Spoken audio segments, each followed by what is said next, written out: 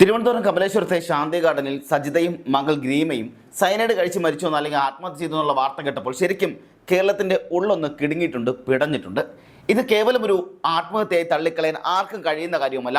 ആധുനിക കേരളം എന്ന് നമ്മൾ എത്രയൊക്കെ അഹങ്കരിച്ചാലും സ്ത്രീധനത്തിൻ്റെയും മാനസികമായ പീഡനത്തിൻ്റെയും പേരിൽ 2 ജീവനുകൾ ഇല്ലാതായി എന്നുള്ള വാർത്ത കേൾക്കുമ്പോൾ നമ്മുടെ നിയമവ്യവസ്ഥയും അതുപോലെ സാമൂഹ്യ ബോധത്തിന് നേരെ വലിയൊരു ചോദ്യചിഹ്നമാണ് ഉയർന്നു വരുന്നത്.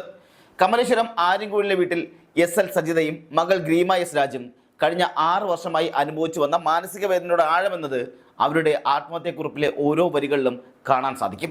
ഗ്രീമയുടെ ഭർത്താവായ BM ഉണ്ണികൃഷ്ണൻ എന്ന മനുഷ്യൻ കാണിച്ച ക്രൂരതയുടെ അല്ലെങ്കിൽ ആ ക്രൂരതയെ ഒരു തരത്തിലും ന്യായീകരിക്കാൻ കഴിയുന്ന ഒന്നുമല്ല. അത്രത്തോളം മൃഗീയമായ രീതിയിലാണ് അദ്ദേഹം ഗ്രീമയോട് പെരുമാറിയിട്ടുള്ളത്. അയർലൻഡിൽ കോളേജിൽ അധ്യാപകനായി ജോലി ചെയ്യുന്ന വലിയ വിദ്യാഭ്യാസമുള്ള ഒരാളാണെന്ന് ഇത്രയും തരംതാണ രീതിയിൽ സ്വന്തം ഭാര്യയോടും കുടുംബത്തോടും പെരുമാറിയെന്ന് സംഭവത്തിൻ്റെ ഭീകരത കൂട്ടുന്ന കാര്യം കൂടിയാണ്. 6 വർഷം മുമ്പ് വളരെ ആഡംബരത്തോടെ നടന്ന വിവാഹമായിരുന്നു ഗ്രീമയുടേത്. മകളുടെ ജീവിതം സുരക്ഷിതമാക്കാൻ സജിതയും കുടുംബവും നൽകിയത് 200 പൗണ്ടിലധികം സ്വർണവും വസ്തുവകകളുമായിരുന്നു. തൻ്റെ സമ്പാദ്യമെല്ലാം ചേർത്ത് മകളെ ഒരു നല്ല നിലയിൽ എത്തിക്കാൻ ആ അമ്മ ഒരുപാട് കഷ്ടപ്പെട്ടിട്ടുണ്ടാകണം. എന്നാൽ ആ സന്തോഷത്തിൻ്റെ കേവലം 25 ദിവസത്തെ ആയുസ് മാത്രമേ ഉണ്ടായിരുന്നുള്ളൂ. വിവാഹം കഴിഞ്ഞൊരു മാസം പോലും തികയുന്നതിന് മുമ്പ് യാതൊരു കാരണവുമില്ലാതെ ഗ്രീമയെ ഉപേക്ഷിച്ച ഉണ്ണികൃഷ്ണൻ പിന്നീട് അങ്ങോട്ട് തിരിഞ്ഞു നോക്കിയിട്ടില്ല. അയാൾ ആ 200 പൗണ്ട് സ്വർണവും വസ്തുവകകളും തന്ത്രപരമായി കൈക്കലാക്കി വിദേശത്തേക്ക് കടന്നുകളയുകയാണ് ചെയ്തത്. ഉണ്ണികൃഷ്ണൻ ഉപയോഗിച്ച പഴയ ഉടുപ്പ് പോലെ തൻ്റെ മകളെ ഉപേക്ഷിച്ചെന്നാണ് സജിത തൻ്റെ ആത്മഹത്യക്കുറിപ്പിൽ വേദനയോടെ കുറിച്ചിരിക്കുന്നത്. തൻ്റെ മകൾ എത്ര തവണ കെഞ്ചി കരഞ്ഞിട്ടും കേണപേക്ഷിച്ചിട്ടും കൂടെ താമസിക്കണമെന്ന് ആവശ്യപ്പെട്ടിട്ടും അയാളുടെ മനസ്സ് ഒട്ടും അലിഞ്ഞിട്ടില്ല. പലതവണ കുടുംബാംഗങ്ങൾ ഒത്തുതീർപ്പിന് ശ്രമിച്ചെങ്കിലും ഉണ്ണികൃഷ്ണൻ അയാളുടെ വീട്ടുകാരും അതിനെല്ലാം മുഖം തിരിക്കുകയാണ് ഉണ്ടായിരുന്നത്. താൻ വിദേശത്ത് അധ്യാപകനാണെന്ന അഹങ്കാരവും ഈ പാവപ്പെട്ട കുടുംബത്തോടുള്ള പുച്ഛവുമാണ് ഇയാളെ ഇതിലേക്ക് നയിച്ചത്. കഴിഞ്ഞ 6 വർഷമായി അപമാനഭാരത്താൽ നീറി കഴിയുകയായിരുന്ന അമ്മയും മകളും ഒരു വിവാഹം പരാജയപ്പെടുമ്പോൾ നമ്മുടെ സമൂഹം ഇന്നും സ്ത്രീകളെ നോക്കുന്ന രീതി സജിതയും മകളെയും വല്ലാതെ തളർത്തിയിട്ടുമുണ്ടാകണം. ഇതിനിടയിൽ ഉണ്ണികൃഷ്ണൻ നടത്തിയ ഒരു ചടങ്ങ് അവരുടെ ജീവിതത്തിൻ്റെ അവസാനത്തിന് കാരണമാവുകയായിരുന്നു. അയാളുടെ അപ്പച്ചിയുടെ മരണാന്തര ചടങ്ങിനായി നാട്ടിലെത്തിയ ഉണ്ണികൃഷ്ണനെ കണ്ട് സംസാരിക്കാൻ ഗ്രീമയും അമ്മയും തീരുമാനിക്കുകയും എങ്ങനെയെങ്കിലും തങ്ങളുടെ ജീവിതം തിരികെ ലഭിക്കണമെന്നോ അല്ലെങ്കിൽ അന്യായമായി തട്ടിയെടുത്ത സ്വർണമെങ്കിലും തിരികെ കിട്ടണമെന്നോ ഉള്ള പ്രതീക്ഷയിലാണ് അവർ ആ ചടങ്ങിനെത്തിയത്. എന്നാൽ നാട്ടുകാരും ബന്ധുക്കളും എല്ലാം നോക്കി നിൽക്കെ ഉണ്ണികൃഷ്ണൻ അവരെ അതിക്രൂരമായി അധിക്ഷേപിച്ചു.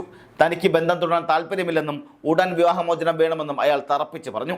ലോകമറിയുന്ന ഒരു സ്ത്രീരത്നമായ അപ്പച്ചിയുടെ ചടങ്ങിനെത്തിയ നാട്ടുകാരുടെ മുന്നിൽ വെച്ച് ഇത്രയും കടുത്ത അപമാനം ഏറ്റുവാങ്ങേണ്ടി വന്നതോടെ അമ്മയുടെയും മകളുടെയും സകല പ്രതീക്ഷകളും തകർന്നു പോകുന്ന സാഹചര്യമായിരുന്നു.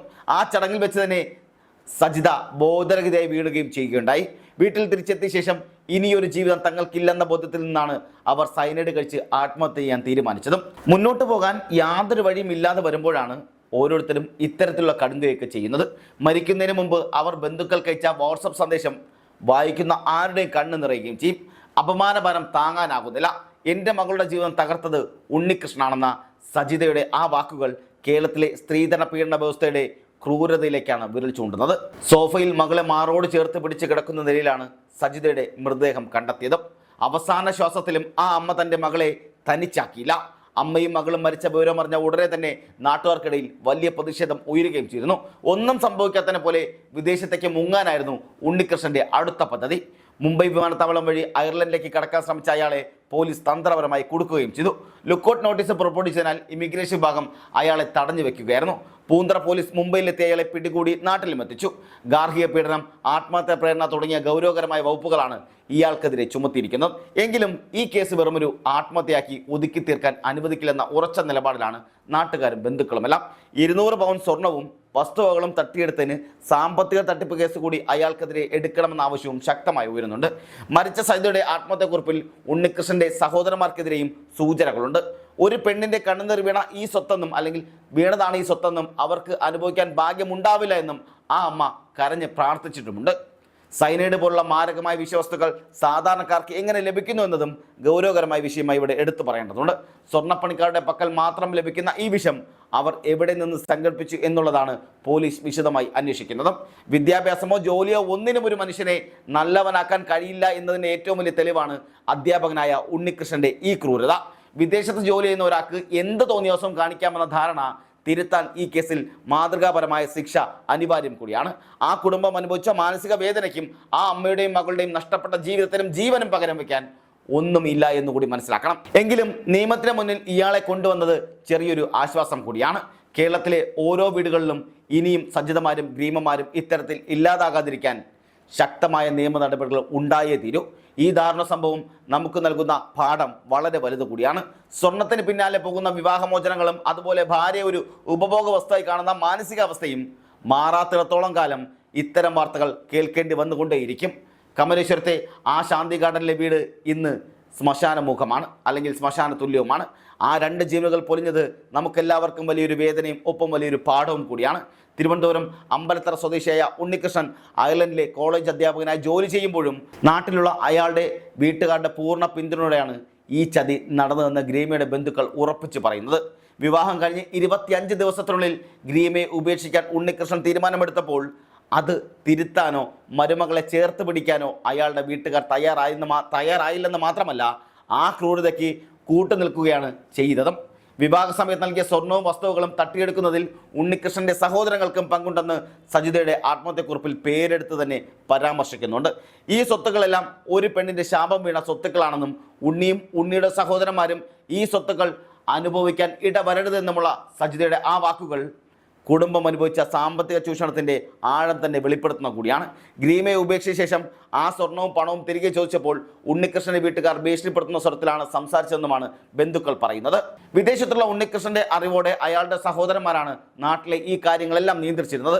മകളുടെ ജീവിതം തകർത്തവരോട് നീതി ചോദിച്ചെന്ന ചതിയെയും ഗ്രീമയും പലതവണ ഉണ്ണികൃഷ്ണന്റെ വീട്ടുകാർ ആട്ടിയോടിക്കുകയും മാനസികമായി പീഡിപ്പിക്കുകയും ചെയ്തിരുന്നു.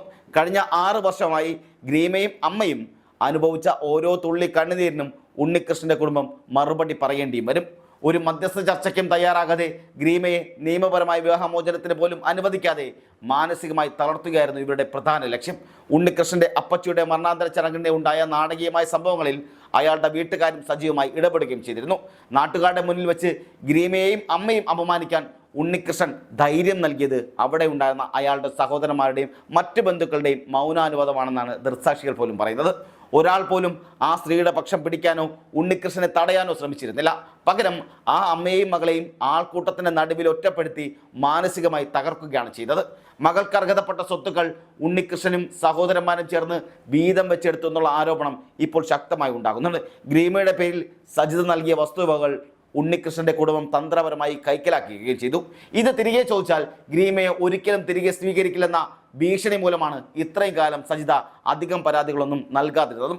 തൻ്റെ മരണത്തിന് ശേഷമെങ്കിലും മകൾ സുരക്ഷിതയാകണമെന്ന് ആ അമ്മ ആഗ്രഹിച്ചിരുന്നു. എന്നാൽ ഒടുവിൽ മരണാന്തര ചടങ്ങിലെത്തിയപ്പോൾ ഉണ്ണികൃഷ്ണൻ കാണിച്ച ധിക്കാരം ആ അമ്മയുടെ അവസാന പ്രതീക്ഷയും തകർക്കുന്നത് കൂടിയായിരുന്നു. തൻ്റെ മകളുടെ ജീവിതം നശിപ്പിച്ചവർക്ക് ആ സ്വത്ത് അനുഭവിക്കാൻ യോഗമുണ്ടാകരുതെന്ന് അവർ കുറിച്ചത് അത്രമേൽ വേദനയോടെയും അത്രമേൽ സങ്കടത്തോടെയുമാണ്. ഈ കേസിൽ ഉണ്ണികൃഷ്ണനെ കൂടാതെ അയാളുടെ സഹോദരന്മാരും ഗൂഢാലോചനയിൽ പങ്കുചേർത്ത് പ്രതിപ്പട്ടികയിൽ ഉൾപ്പെടുത്തണമെന്ന ആവശ്യവും ശക്തമായി ഉയരുന്നുണ്ട്. അയർലൻഡിലെ കോളേജ് അധ്യാപകൻ എന്ന പദവി ഉപയോഗിച്ച് ഉണ്ണികൃഷ്ണൻ കാണിച്ച ഈ കാപട്യത്തിന് അയാളുടെ കുടുംബം വലിയ വില കൊടുക്കേണ്ടി വരും. പോലീസ് അന്വേഷണം ഉണ്ണികൃഷ്ണനിൽ മാത്രം ഒതുക്കാതെ അയാളുടെ വീട്ടുകാരിലേക്കും വ്യാപിപ്പിക്കണമെന്നാണ് നാട്ടുകാരുടെ നിലപാട്. സൈനൈഡ് സംഘടിപ്പിച്ച് നൽകുന്നതിൽ ആരെങ്കിലും സഹായിച്ചിട്ടുണ്ടോ എന്നും പോലീസ് പരിശോധിച്ച് വരികയാണ്. മകളുടെ ജീവിതം ഒരു പഴയ ഉടുപ്പ് പോലെ വലിച്ചെറിഞ്ഞ ഉണ്ണികൃഷ്ണനും അതിന് വഴിയിട്ട സഹായങ്ങൾ നൽകിയ അയാളുടെ സഹോദരന്മാരും നിയമത്തിന് മുന്നിൽ വരണമെന്നാണ് ഇവരെല്ലാം ആഗ്രഹിക്കുന്നത്. സജിതയുടെയും ഗ്രീമയുടെയും കണ്ണുനീരിന് നീതി ലഭിക്കണമെങ്കിൽ ഈ തട്ടിപ്പിന് പിന്നിലുള്ള എല്ലാവരെയും വെളിച്ചത്ത് കൊണ്ടുവരേണ്ടതുണ്ട്. സ്ത്രീധനം വാങ്ങി പെൺകുട്ടികളെ പീഡിപ്പിക്കുകയും ഉപേക്ഷിക്കുകയും ചെയ്യുന്നവർക്ക് ഈ കേസ് ഒരു താക്കീത് കൂടിയാകണം. ആ അമ്മയുടെയും മകളുടെയും ആത്മാക്കൾക്ക് ശാന്തി ലഭിക്കണമെങ്കിൽ അവർ ഉന്നയിച്ച ഓരോ ആരോപണവും പോലീസ് ഗൗരവമായി അന്വേഷിക്കുക തന്നെ വേണം. വിദ്യാഭ്യാസവും ജോലിയും കൊണ്ട് മാത്രം ഒരാൾ മനുഷ്യനാകില്ലെന്നും ഈ സംഭവം നമ്മെ തെളിയിക്കുന്നത് കൂടിയാണ്. നഷ്ടപ്പെട്ട ജീവനുകൾക്ക് പകരം വയ്ക്കാൻ ഒരു നിയമത്തിനും കഴിയില്ലെങ്കിലും കുറ്റവാളികൾ ശിക്ഷിക്കപ്പെടുന്നത് ഇനിയൊരു ഗ്രീമ ഉണ്ടാകാതിരിക്കാൻ കാരണമാവുകയും ചെയ്യും.